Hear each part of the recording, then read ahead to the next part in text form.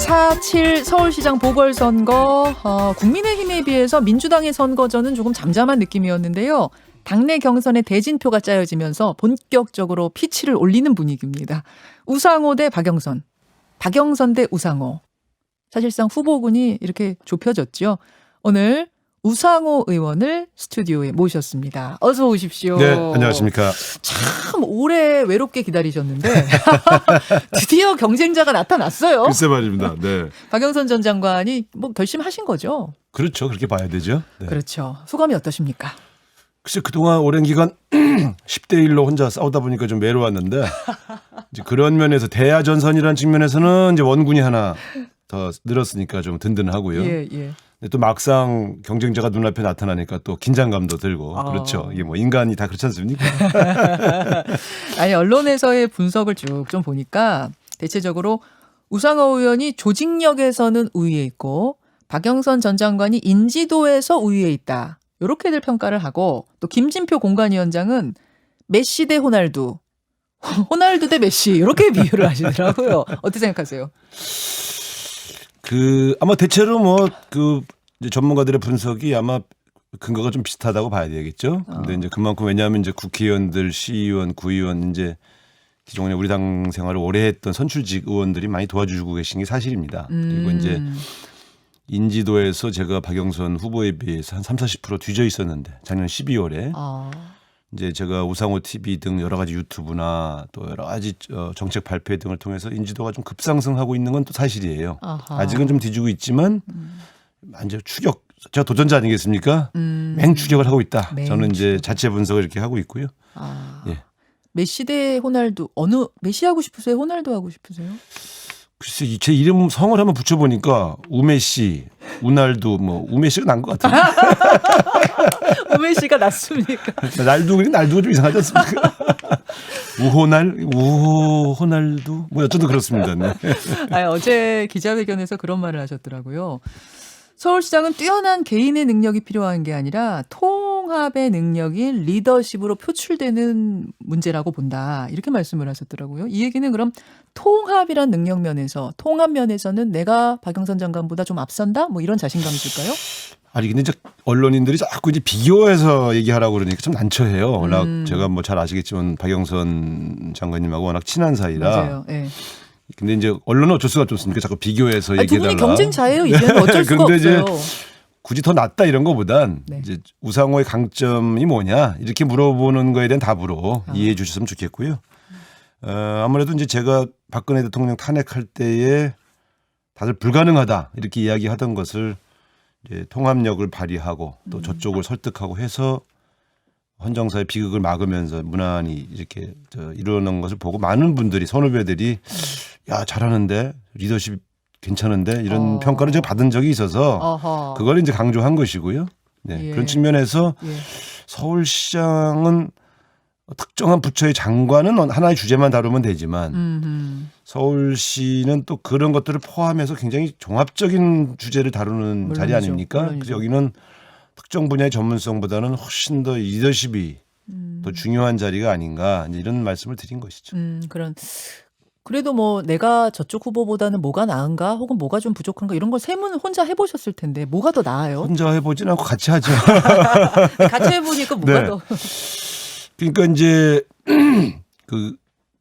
아까 말씀드린 대로 지금 이게 성과를 내는 어떤 실용적인 성과주의나 네. 또 이제 전체를 끌고 가는 통합적 리더십에서는 확실히 우상호의 강점이 있다.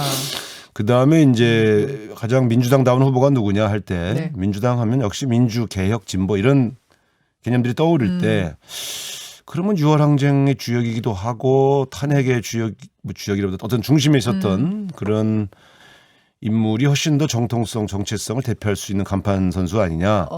참모들이 그렇게 얘기하라고 하더라고요. 그런데 네. 박영선 전 장관하고도 제가 인터뷰를 몇 번 했습니다만 네. 박 전 장관은 인터뷰를 하실 때마다 강조하는 게 더 품이 큰 민주당이라는 네. 문구를 쓰세요. 네. 저는 이게 처음에 무슨 말인가 잘 이해를 못했는데 그러니까 민주당이 어떤 진영에 갇히지 않고 더 품이 크게 품고 가야 한다. 그런 서울시장 후보로 내가 더 앞선다. 뭐 이런 뜻은 아닐까. 이런 해석이 되더라고요. 네, 뭐 좋은 얘기죠. 네. 그런 부분은 어떻게 보세요? 그러니까 저는 어떤 그거는 386, 586이라는 이미지가 강점이기도 하지만 또 서울시장 본선에서는 이게 또 약점이 되진 않을까? 글쎄, 그거는 이제 86이라는 일반적인 규정으로만 보면 이제 뭐 여러 가지 오해와 또 편견이 있으니까요. 근데 이제 어쨌든 그런 비판에도 불구하고 예. 그런 중에서도 우상호가 가장 포용력이 있고 저에서 우까지 이렇게 같이 대화할 수 있는 상대다라고 하는 것은 또 많은 분들이 인정해 주지 않습니까? 그러니까 예를 들면 심지어 국민의힘에 있는 의원들도 네. 우상호는 대화가 되는 사람이다. 아하. 이런 얘기 지금도 하거든요. 합리적이다. 그렇군요. 근데 그 사람들이 꼭 그렇게 말을 이상하게 해요. 운동권이지만 합리적이다. 그래서 아니 운동권은 뭐 다 비합리적이라는 얘기요. 그래서 그 칭찬이요 욕이요. 내가 이제 그 얘기한 적이 있는데 운동권이지만 합리적이라는 네, 평가를 그런 듣는다. 평가를 많이 받습니다. 근데 제가 볼 때는 그 어떤 정치인을 규정할 때 이렇게 전체 캡을 씌워서 보는 것은 예. 별로 좋은 건 아닌 것 같아요. 아. 그러니까 예를 들어 그 586이라고 하는 이름으로 규정해서 어떤 부정적인 이미지를 씌운 다음에 프레임을 프레임을 씌우는 것은 별로 좋지는 않죠. 네. 알겠습니다. 나는 다 뛰어넘을 수 있는 그런 네. 후보다는 말씀이세요. 어쨌든 뭐 여러 가지로 그 임종석 전 청와대 비서실장이 지지 입장을 공개적으로 SNS에 밝혔는데요. 네. 예. 든든한 지원군들이 이렇게 여러분 계십니까? 어떻습니까? 이번 선거에서 이제 저 같은 어떤 경험을 갖고 있는 그런 소위 말하면 이제 운동권 출신 혹은 민주진보 진영에 있었던 경험을 가지고 국회에 와서 활동하는 네. 분들이 그동안 사실은 완전히 하나가 돼서 뭉쳐진 적이 별로 없었어요. 아, 그래요? 우리 당의 역사에서. 예, 항상 조그마한 경쟁들이 있었죠. 아. 뭐 원내대표 선거를 하거나 예, 당대표 예. 선거를 하거나 예. 그럼 같은 출신들이 이렇게 자연스럽지 않습니까? 뭐 우리도 경쟁할 수 경쟁을 있으니까. 하니까. 예. 이번 서울시장 선거에서는 이게 완전히 말하자면 똘똘 뭉쳐서 저를 도와주고 있는 거죠. 처음으로 하나가 된 것 같습니다. 아, 당내 예. 이른바 586 세대들이 586 플러스 전체 민주진보 진영의 선후배들이 예. 처음으로 하나가 돼서 덜 도와주고 계신 것 같습니다. 그렇게 느끼세요. 총 결집됐다 이렇게 보고 있습니다. 총 결집됐다. 네. 아까 조직력에서 우위에 있다는 말이 뭐 그것과도 그게 뭐 통하는 같은 말입니까? 얘기일 수 있죠. 또 이것도 같은 말입니까? 예를 들어서 친문 지지자라고 하는 어떤 당심, 뭐 문심 또 4개 있다. 문재인 대통령이 투표권이 있다면 당연히 저를 찍을 거라고 생각하는데요. 그런데 이제 뭐 재밌게 말씀드린 거고 예. 여기가 하나로 한 후보에 가고 있는 흐름은 아닌 것 같습니다. 아. 예, 근데 경향적으로 저에게도 꽤 많은 분들이 도움을 주고 있습니다. 아하. 당심은 어느 쪽에 있다고? 당심이라는 게 없습니다. 아, 그게 좀 예. 갈라져 있는 느낌이다. 그렇죠. 라는 말씀이시고. 왜냐하면 박영선 장관님이나 저나 네. 우리 당에서 보면 특별히 네. 편을 갈라서 지지자가 나눠야 할 이유는 없거든요. 이게 이제 지금 우리 당을 볼 때 항상 친문 이렇게 얘기하시지만 사실은 거기도 상당히 자율적인 판단을 가지고 분화돼 있죠. 그러니까 이제 다만 결과적으로는 어느 쪽으로 나중에 더 힘을 실어줄 건가는 네. 이제 결과가 끝나봐야 알겠습니다만 알겠습니다. 한쪽으로 몰리는 느낌은 아닌 것 같고. 느낌은 아니지만 586 그리고 뭐라 그러셨죠? 민주 진보 세력? 근데 민주 진보 세력이라는 게 그럼 운동권 말씀하시는 거예요? 뭐 쉽게 말하면 그렇게 말씀드리는 솔직히 말하면 거죠. 그렇게 그쪽 세력들은 출신 분들은 똘똘 뭉쳐서 도와주고 계시다. 그렇죠. 그다음에 이제 박원순 시장님과 친했던 분들 중에서 상당히 저한테 많이 와 계시고 하하. 여러 측면에서 도움들이 예. 많이 되고 있습니다. 그래서 이런 말씀을 하셨는지 모르겠는데 결국은 이제 저 본선에서 상대가 있는 또 이게 싸움 아니겠습니까? 네. 근데 우상호 대 나경원 대 안철수 3파전이 될 것 같다. 이런 말씀을 최근에 하셨더라고요. 네, 그 얘기는 이제 두 가지 함의가 있죠. 하나는 이제 민주당 후보는 우상호가 될 거다. 이렇게 자신감을 표출한 것이고요. 아하. 두 번째 주제는 단일화 안 될 거다. 그런 얘기가 포함되어 있는 거죠. 그렇죠. 네. 그래서 박영선이 아닌 이제 우상호를 일단 놨고 그건 이제 저니까. 왜 단일화가 야권 단일화가 안 될 거라고 보세요? 희망입니까? 아니면 진짜 그럴 것 아니 같습니까? 이게 이제 구조가 그래서 구조가 지금 단일화를 추진하려면 전제 조건이 있어요. 국민의힘이 후보를 안 낼 수도 있다. 예를 들어 예. 이제 단일화 게임 과정에서 예. 후보를 안 낼 수도 있어야 되고요. 그렇죠. 근데 이게- 단일화는 그런 거죠. 근데 이게 전제죠. 그런데 만일 국민의힘이 서울시장 후보를 못 내고 안철수 후보에게 양보하게 되면 네.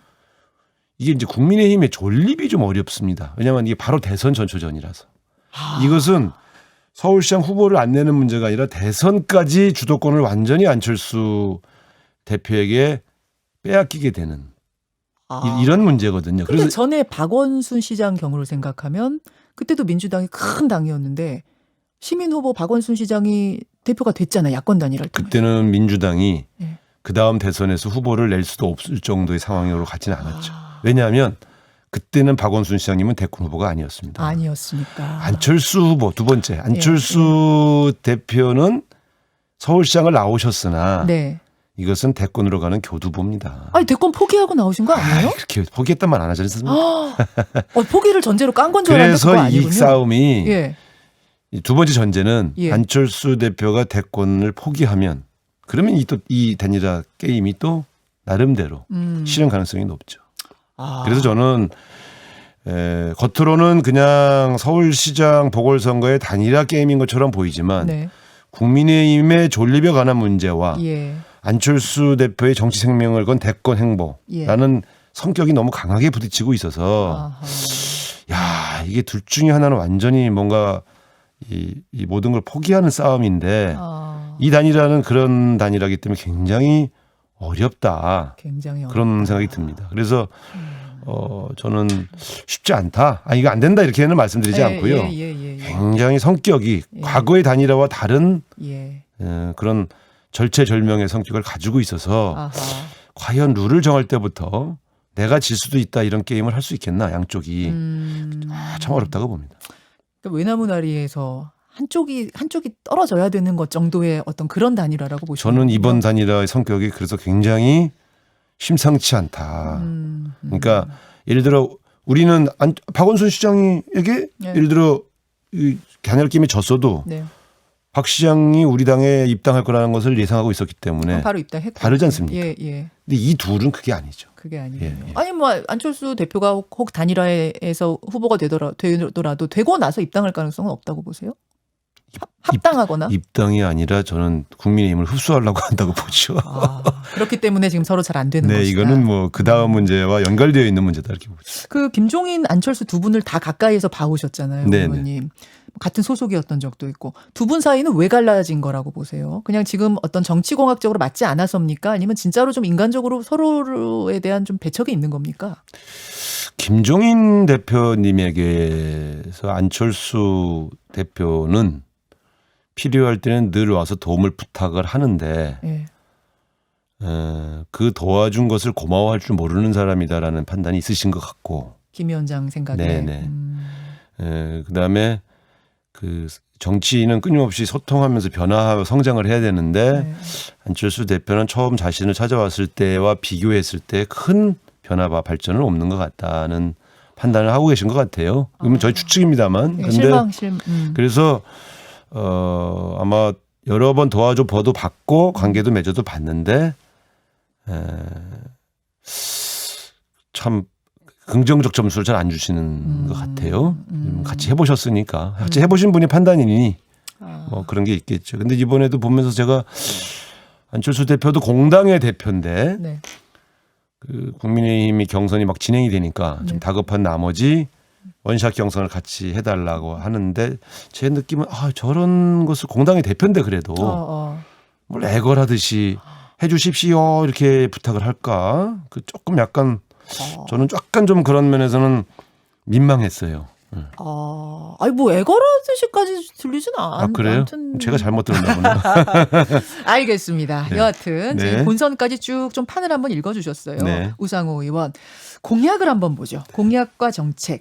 어제는 지하철 1호선 지하화 공약을 내셨고 또 공공주택 16만 호 공급 공약도 거셨습니다. 네. 예. 어떤 이야기를 좀 먼저 해볼까요? 뭐 공공주택 16만 호가 좋겠죠. 부지들을 어떻게 마련할 생각이십니까? 그러니까 서울에. 이게 지금 야당 후보들의 이 공약을 면밀히 보면 이제 민간 분야의 재건축 재개발을 도와줘서 공급을 확대하겠다 이렇게 말씀하시지 않습니까? 네네. 근데 이제 민간 분야도 일부 공급을 해야 되지요. 그런데 이게 민간 분야는 조합원 모아서 의견을 종합하는데 한 4, 5년 빠르면 또 그리고 인허가 받는데 한 3, 4년 그리고 나서 이제 건설하는데 한 3년 그러니까 보통 10년에서 15년 정도 걸립니다. 그러니까 굉장히 어렵죠. 왜냐하면 이건 개인의 사유재산을 가지고 이제 의견을 모으는 과정이니까요. 그래서 저는 이런 방식보다는 공공주택, 공공부지 위에 공공주택을 세움으로써 비용도 줄이고 시간도 줄이자 이런 거죠. 그래서 철도 위와 철도역 근처, 그 다음에 강변도로의 일부 구간, 조망권을 해치지 않는 일부 구간을 예. 인공 대지를 만들어서 예. 거기다 이제 아파트를 짓자. 이렇게 해서 한 16만 원을 공급할 수 있다. 그 역세권 고밀 개발 방안은 얼마 전에 뭐 국토부에서도 지금 생각하고 있는 그 방안과 맞닿아 있는 건가요? 그거는 지금 각 후보들 예. 각각 야당 이제 안철수 후보도 얘기하고요. 저도 얘기하고 있고 국가도 얘기하고 있으니까 요거는 여야가 거의 일치되는 것 같아요. 근데 그곳이 네. 일조권이나 주차장이 확보되지 않은 채 고층 아파트가 그렇게 들어설 경우에는 닭장 아파트 되는 거 아니냐 이런 의문도 있고. 주차장을 넣죠. 왜 안 넣습니까? 그러니까 부지가 부족한데 거기서 고밀도로 고층으로 올리다 보면 그런 문제는 없겠는가? 아니에요. 그러니까 이제 사람들이 실제 현재 만들어져 있는 것을 잘 안 보시는데 예를 들면 이런 겁니다. 서울역 역사가요. 네. 철도 위에 지어져 있지 않습니까? 예. 그다음에 이제 신촌역에 가보면요. 옆에 밀리오리라는 걸 지었는데 철도 위에 씌웠어요. 맞습니다. 거기 주차장이요. 4, 5층짜리 주차장이 있어요. 저 거기서 맨날 주차하고 영화 보러 다니거든요. 그러니까 이미 있는 것으로 다 운영하고 있는데 그러니까 상이 다른 거예요. 상이. 예를 들어서 파리에 철길 위를 씌워서 5만짜리 도시를 하나 만들었는데 네네. 기가 막힙니다. 그럼 일단 철길을 지금 덮고 그 위로 가는 거예요? 그렇죠. 그 위로 역세권이라고 하면서 역 주변을 얘기하는 거잖아요. 요거는 이런 겁니다. 철길을 덮어서 역도 만들지만 거기와 붙어있는 주택들이 좀 슬럼화돼 있지 않습니까? 이걸 이어 붙여서 같이 공동 개발하는 겁니다. 알겠습니다. 그렇게 되면 또 투기바람이 일고 막 이럴 가능성은 없어요? 투기를 차단하는 대책을 그래서 규제를 완화하면 안 되죠. 규제를 같이 가면서. 그러니까 예를 들면 이런 거죠.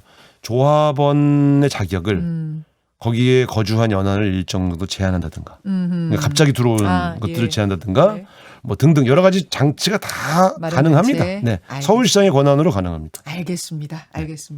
아마 이제 서울시장 선거 레이스가 더 본격화되면 더 모셔서 좀 인터뷰를 할 기회가 있을 것 같습니다. 오늘은 여기까지 하는 걸로 하죠. 고맙습니다. 감사합니다. 우상호 의원이었습니다. 김현정의 뉴스쇼는 청취자 여러분의 참여로 이루어집니다. 트위터, 페이스북, 레인보우 게시판 그리고 단문 50원, 장문 100원의 유료 문자 샵 1212, 우물정 1212 통해 참여하실 수 있습니다. 김현정의 뉴스쇼 여러분과 함께 만듭니다.